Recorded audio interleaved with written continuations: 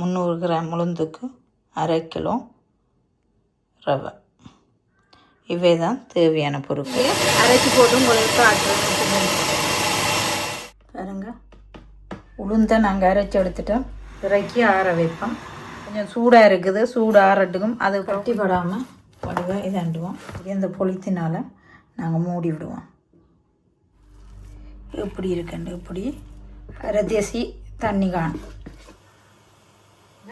இப்படி நாங்கள் எல்லா சாமான சூடு வந்ததும் காணும். அல்லது நீங்கள் கட்டைத்தூள் கூட போடலாம். உங்களுக்கு அரைச்சி பாருங்க இப்படி சட்னிக்கு அரைச்சி எடுத்து. வணக்கம் நண்பர்களே, உளுந்தும் ரவையும் எடுத்து வச்சுக்கிறேன். இப்போ இட்லி செய்கிறதுக்கு இப்போ ஒரு போனி உளுந்து எடுத்து வடிவாக கழுவிட்டு நனைய போட்டிருக்கு. ஒரு போனி உளுந்தை நிறுத்து பார்த்ததெல்லாம் 300 கிராம் வருது. 2 போனி ரவை எடுத்து வச்சுக்கிறேன். அது 1/2 கிலோ இருக்குது. 300 கிராம் உளுந்துக்கு 1/2 கிலோ ரவை. இவை தான் தேவையான பொருட்கள். உளுந்தை அரைப்போம், ரவையை அவிச்செடுப்போம்.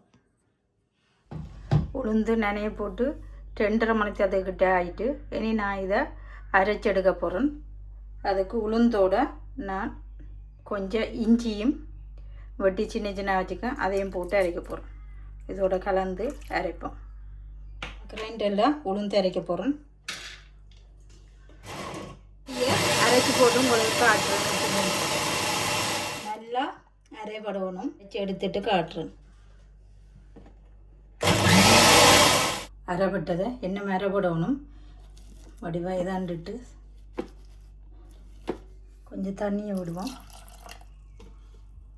நல்லா அரையணும், கட்டி இல்லக்கூடாது. நல்லா மாப்போல் அரைச்சி எடுக்கணும். பாருங்க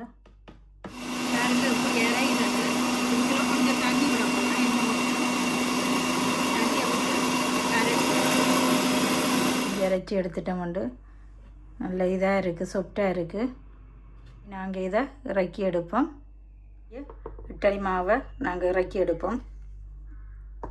உளுந்தை நாங்கள் அரைச்சி எடுத்துட்டோம். இனி ரவையை அவிப்போம்.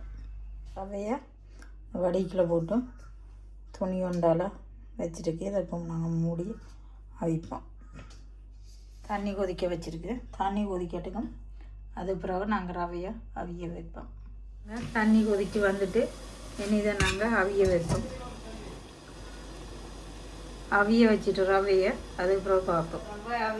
ரவை அவிச்சு 1/2 மணி நேரம் ஆகுது. நாங்கள் இறக்கி எடுப்போம். ரவை அவிஞ்சது, நல்லா அவிஞ்சது. இறக்கி ஆற வைப்போம். நாங்கள் ரவையை அவிச்சு எடுத்து வச்சுக்கிறோம். கொஞ்சம் சூடாக இருக்குது, சூடு ஆறட்டுக்கும். அதுக்கு பிறகு குழைப்போம். இங்கே ரவையையும் இந்த உளுந்துக்குள்ளே போட்டுட்டேன். வீடியோ எடுபடையில் அதையும் போட்டு வடிவாக மிக்ஸ் பண்ணி விடுவோம். வடிவாக மிக்ஸ் பண்ணிவிட்டு உங்களுக்கு காட்டுறேன். கட்டிப்படாமல் வடிவாக இதாண்டுவோம். தண்ணியை விடுவோம். தண்ணியை விட்டுட்டு குழச்சி வைப்போம். பாருங்கள், தண்ணி விட்டுட்டோம். இனி நாங்கள் குழச்சிடுவோம். ரவையும் உளுந்தும் மிக்ஸ் பண்ணி வச்சுட்டேன். இனி இதை நாளைக்கு தான் நாங்கள் சுடுவோம். இன்றைக்கு இப்போ 3 மணி அப்படி இருக்கும். 3 மணிக்கு நாங்கள் குழச்சி வச்சுக்கிறோம். நாளைக்கு இதே 3 மணிக்கு தான் பின்னிறக்குள்ள சுடச்சேரி. நாளைக்கு இரவு, நாளைக்கு தான் தண்ணியை பார்த்து விடுவோம். இப்போ இப்படியே விடுவோம். இப்படியே அந்த பொலித்தினால் நாங்கள் மூடி விடுவோம். இப்போ நாங்கள் அவனுக்குள்ளே வச்சு விடுவோம். நாளைக்கு நாங்கள் பின்னேறம் எடுக்க சரி. நாளைக்கு எப்படி பொங்கி வருதுன்னு பார்ப்போம். இருக்கட்டுக்கு நேற்று அரைச்சி வச்ச இட்லியை நான் மூடியெல்லாம் வச்சுருக்கிறேன். பொங்கி வந்திருக்கு. இப்போ நாங்கள் இதை எடுத்து பார்ப்போம். எப்படி இருக்குண்டு இப்படி பொங்கி வந்திருக்கேன். 24 மணி தேர்தல் பிறகு நாங்கள் எடுத்து பார்க்குறோம். 3 மணிக்கு வச்சேன்னா இப்போ 3 மணி ஆகுது. உப்பும் போட்டு தண்ணியும் கணக்காக பார்த்து விடுவோம். பாருங்க, தேவைக்கேற்ற அளவுக்கு உப்பு ஒரு போட்டு வடிவாக மிக்ஸ் பண்ணுவோம். காணாட்டிக்கு உப்பு சேர்ந்து பார்த்து விடுவோம். இப்போ நாங்கள் இதுக்கு தண்ணியை விடுவோம். நான் 3 தேசிய தண்ணி எடுத்து வச்சுக்கிறேன். அதை விடுறோம். பார்த்து விடுவோம். வடிவாக மிக்ஸ் பண்ணுவோம். உப்பு காணும், தண்ணி காணாது. பாருங்கள், இப்படியே 3 தேசியையும் நான் விடுறேன். விட்டுட்டு வடிவாக மிக்ஸ் பண்ணி விடுவோம். 3 தேசியில் நான் இப்போ 2 தேசி விட்டு வடிவாக மிக்ஸ் பண்ணுவோம். 1/2 கிலோ ரவைக்கு 1/2 தேசி தண்ணி காணும். அடுப்பில் சட்டியை வச்சு இந்த வெட்டுக்குள்ளே தான் தண்ணி நிற்கணும். இட்டலி அவிக்கிறதுக்கு எல்லாரும் இட்டலியில் தண்ணி வட்டிடும். இதில் பாருங்க நான் பொலித்தீன் இதுதான் முனி வைக்கிறதில்ல. இது ஈஸி எடுக்கிறதுக்கு. மாவு எடுத்து ஒவ்வொரு குழிக்குள்ளேயும் போடுவோம். பாருங்க இப்படி போட்டு எடுப்போம். பாருங்க எல்லா இட்டலியும் விட்டுட்டோம். எல்லாம் மாற்றி மாற்றி விடுவோம். எல்லா இட்டலியும் ஒரே நேருக்கு வரக்கூடாது. இப்படியே இதாண்டுட்டு இப்படியே இட்டலியை வைப்போம். மூடியை போட்டு விடுவோம். சாம்பாருக்கு எல்லா மிரக்கரையும் வெட்டி வச்சுக்கிறோம். இட்டலியும் ஒரு சாம்பாரும் வைக்க சூப்பராக இருக்கும்.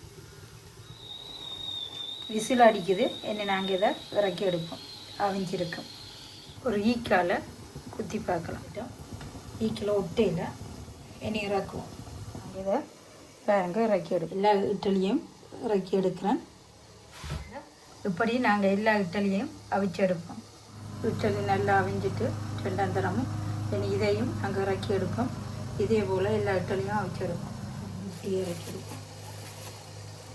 எனக்கு எல்லாத்தையும் இறக்கி எடுத்துட்டோம். இட்லிக்கு நான் சட்னி செய்ய போகிறேன். அதுக்கு தேவையான பொருட்கள் எடுத்து வச்சுக்கிறேன்.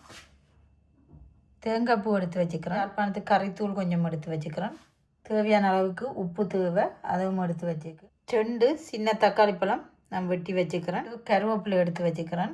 4-5 உள்ளிப்பல் வெட்டி வச்சுக்கிறேன் சின்ன சின்னனா. ஒரு மீடியம் வெங்காயம் அதையும் சின்னனா வெட்டி வச்சுக்கிறேன். வெட்டி வச்சுக்க கொஞ்சம் எண்ணெயை விடுவோம். கொஞ்சம் பெருஞ்சீரகம் போடுறோம். கொஞ்சம் சின்ன சீரகம் போடுறோம். போட்டுட்டு அதோட வெங்காயத்தை வெட்டி வச்ச வெங்காயத்தை போடுறோம். வடிவாக மிக்ஸ் பண்ணி விடுவோம். எல்லாம் வதங்கி வரத்துக்கு இதில் இப்போ உள்ளியையும் போடுவோம். உள்ளியும் போட்டு வடிவாக மிக்ஸ் பண்ணி விடுவோம். எடுத்து வச்ச கருவேப்பிலையும் போடுவோம். கருவேப்பிலையும் போட்டு வடிவாக மிக்ஸ் பண்ணி விடுவோம். எல்லாம் கொஞ்சம் அரைப்பதம் வரைக்க நாங்கள் எல்லாத்தையும் போடுவோம். ஃபுல்லாக வதங்க தேவையில்லை. அதுக்குள்ளே நாங்கள் வெட்டி வச்ச தக்காளி பழத்தையும் போடுவோம். தக்காளி பழத்தையும் போட்டு வடிவாக மிக்ஸ் பண்ணி விடுவோம். வடிவாக இதன்ட்டுமே தேவையான அளவு உப்பு போடுறோம். உப்பு போட்டு வடிவாக மிக்ஸ் பண்ணி விடுவோம். எடுத்து வச்ச தேங்காய் பூவையும் போடுறோம். அதையும் போட்டு வடிவாக மிக்ஸ் பண்ணி விடுவோம். மிக்ஸ் பண்ணிட்டோம். தேங்காய் பூ சாதமான சூடு வந்ததும் காணும். அதை அடுப்பை நிப்பாட்டி விட்டுட்டு ஒரு கண்டி தூளை போடுறோம். நீங்கள் எல்லாவும் பச்சை மிளகா போடலாம், செத்த மிளகா போடலாம். நான் தூள் போடுவேன். தூளை போட்டுட்டு அடுப்பை நிப்பாட்டி விட்டுட்டு இனி இது நாங்கள் அரைச்சி எடுப்போம். இப்படியே ஆறட்டுக்கும் ஆறினது பிறகு நாங்கள் அரைப்போம். அல்லது நீங்கள் கட்டைத்தூள் கூட போடலாம். என்னட்ட கட்டைத்தூள் இல்லை, அதால் நான் தூளை போட்டிருக்கிறேன். சரி நாங்கள் அரைச்சி எடுப்போம் சட்னிக்கு. கலவையை நான் மிக்சியில் போட்டு அரைக்க போகிறேன். பாருங்க இந்த மிக்சியில் போட்டுட்டேன். இனி இதை அரைப்போம். உங்களுக்கு அரைச்சி எடுத்துட்டு காட்டுறேன். இப்படி அரை விட்டுருக்கு. எனக்கு கொஞ்சம் தண்ணியை விட்டு அரைப்போம். தண்ணியை விடுவோம். தண்ணியை விட்டுட்டு அரைப்போம். பாருங்க இப்படி சட்னிக்கு அரைச்சி எடுத்துட்டோம். இனி இதுக்கு தாளிப்பை போடுவோம். அதே சட்டியில் இப்போ நாங்கள் சட்னிக்கு தாளிக்க போகிறோம். எண்ணெயை விடுவோம். அப்போது பெருஞ்சீரகம் நச்சீரகம் போட்டு இப்போ கொஞ்சம் கடுகு வெங்காயம் வெட்டி வச்சுக்கிறேன். அதையும் போட்டுட்டு கருவேப்பிலையும் கொஞ்சம் போடலாம். கருவேப்பிலை வெங்காயத்தையும் சின்ன நான் வெட்டி வச்சுக்கிறேன். இப்போ அதையும் போட்டு வடிவாக மிக்ஸ் பண்ணிடுவோம். சின்ன பச்சை மிளகாயில் எடுத்து வெட்டி வச்சுக்கிறேன். சின்ன 2 பச்சை மிளகாயும் இதுக்குள்ளே போடுவோம். போட்டுட்டு வடிவாக மிக்ஸ் பண்ணிடுவோம். அடுப்பு நிப்பாட்டிட்டு இனி தாளிப்பை இருக்க போட சரி சட்டி எஞ்சா தூக்கி வச்சுட்டு தாளிப்பு அரைச்சி வச்ச கிரைண்டரான கழுவி கொஞ்சம் தண்ணியை விடுவோம். விட்டுட்டு அதையும் வடிவாக மிக்ஸ் பண்ணி விடுவோம். நாங்கள் சட்டியை மாற்றி எடுப்போம். இட்லிக்கு சட்னி ஓகே. எல்லா மிரக்கறியும் போட்டு சாம்பார் வச்சாச்சு. இனி நாங்கள் இதை அடுப்பை நிப்பாட்டிட்டு இட்லியோடு சாப்பிட்லாம். இட்லி சாம்பார் எல்லாம் சமைச்சு எடுத்துட்டோம். எப்படி இருக்குன்னு பாருங்கள். இது தேங்காயில் சட்னி, இட்லி, எல்லா மரக்கறியும் போட்டு ஒரு சாம்பார். இதுதான் எங்களுடைய சாப்பாடு. உங்களுக்கு இந்த வீடியோ பிடித்திருந்தால் லைக் பண்ணுங்கள், ஷேர் பண்ணுங்கள், சப்ஸ்கிரைப் பண்ணி பெல் பட்டனை அமர்த்துங்கள். மீண்டும் அடுத்த ஒரு காணொளியில் சந்திப்போம். நன்றி, வணக்கம்.